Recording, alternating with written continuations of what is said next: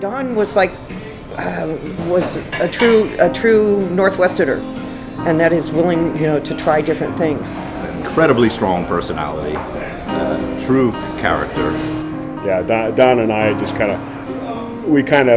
of bonded immediately because we were both old hippies, recovering hippies, and I like to count him as a dear friend. He was we used to call him the beer Yoda because at first he looked kind of like Yoda, and he also just guided everybody, gave everyone encouragement. He was kind of the spirit and the soul of good beer. Well, I never tried to keep up with him, I'll tell you that. Having known him and for as long as I've had, he was probably one of the smartest men I've known, but he's also one of the most generous men I've known.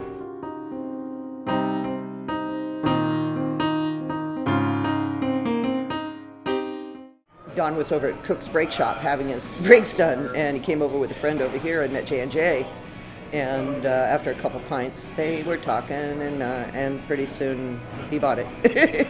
He had this super positive energy, when it came to kind of really life and business and making sure that people were really having a good time. That was kind of the whole idea of pubs and being a publican was, the socialization of the community or the neighborhood. Well, and I walked in and I thought, this is the best pub that I've been to in the United States. I had lived in Scotland for 6.5 years, so I had a good idea of pub culture, and this place just epitomized pub culture. So it was always a very busy place. It was kind of there weren't that many breweries or many pubs in Portland that were selling anything outside of the ordinary stuff. It was difficult to find a place that had more than 6 taps. And I know that's hard to believe now, and hard to visualize. But it was not. There were no brew pubs. There were no other craft breweries. There were no craft breweries, and the craft breweries that were around, nobody was really selling in Oregon much. It was, it was important to have a place where people would try it, and they were already enjoying that kind of beer. So if you could get a handle in here, why you got a trial that from the clientele that already existed for that style of beer. Horse Brass was like their tasting room because you didn't have brew pubs, you didn't have facilities so large that they could actually have tasting rooms or restaurants or any venue for them to get their product. There were a few handles here, and you felt very good if you got one. As many others have probably told you, he gave a helping hand, a loan, whatever, encouragement, a tap handle to everybody who came up through the ranks. They did work with Rogue. They helped Dwayne start Stumptown.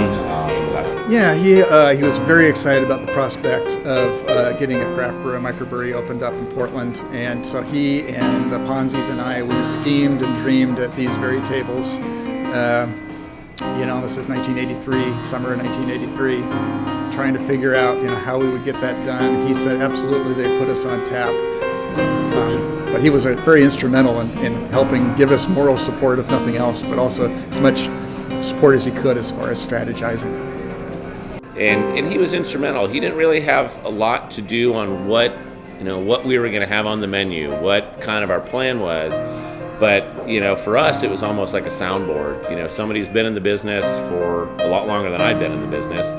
And he kind of had an intuition on kind of, I think, where beer was going at the time. So he had a lot to do with it. We pretty much kept hands off at Belmont Station. I mean, we only had a few disagreements, and since he was sort of the silent partner and I was running it at that time, he would let me prevail.